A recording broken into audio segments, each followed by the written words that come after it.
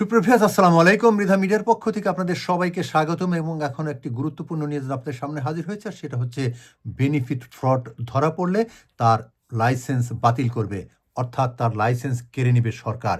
এই পদক্ষেপ এখন গ্রহণ করেছে কারণ সরকার দেখছে যে বছরে প্রায় 1.6 মিলিয়ন এই বেনিফিট ফ্রড হচ্ছে।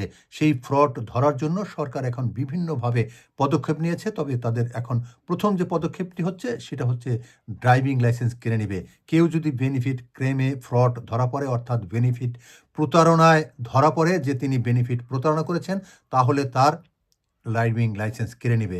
অর্থাৎ কেউ যদি তার ইনকাম যদি সঠিকভাবে না দেখে থাকেন, কিংবা কেউ যদি ট্যাক্স বা কর যেটা সাবমিট না করে থাকেন, বিভিন্নভাবে এই বেনিফিট যে ফ্রড হয়ে থাকে, অথবা আপনি অনেক কাজ করেন সেখানে আপনি অল্প কাজ দেখাচ্ছেন, বিভিন্নভাবেই সেটা ফ্রড হয়ে থাকে।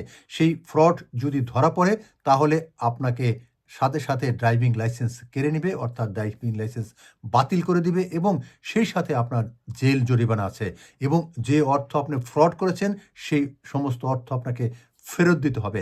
সুপ্রিয় ভিউয়ার্স, এই নতুন কৌশলটি অবলম্বন করছেন সরকার। এজন্য work and pension secretary Liz Kendall বলেন, গোপনীয়তার মাধ্যমে ফ্রড ধরতে এই পদক্ষেপ গ্রহণ করা হয়েছে।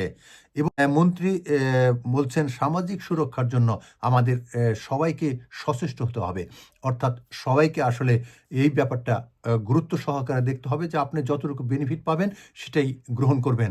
কারণ যদি আপনি অধিক কাজ করেন এবং বেনিফিটের জন্য আপনি সে কাজ না দেখান, এটা আপনার অনেক বড় ধরনের ক্রাইম। সেই ক্রাইম ধরার জন্য আপনার বেনিফিটের প্রতারণার সাথে সাথে আপনার ড্রাইভিং লাইসেন্স বাতিল হয়ে যাবে এবং 2 বছর পর্যন্ত আপনি সেই লাইসেন্স পাবেন না।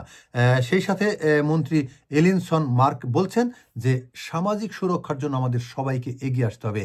সেই সাথে সাথে আরও তিনি যে বলছেন যে আমাদের এনএসএস এখন অর্থনৈতিক মন্দার মধ্যে পড়েছে। সেই এনএসএসকে বাঁচানোর জন্য সবার সহযোগিতার জন্য তিনি যাচ্ছেন, এবং তিনি বলছেন যে এই বেনিফিট যদি প্রতারণা বন্ধ করা যায় তাহলে এনএসএস অনেকভাবে স্বাবলম্বী হবে।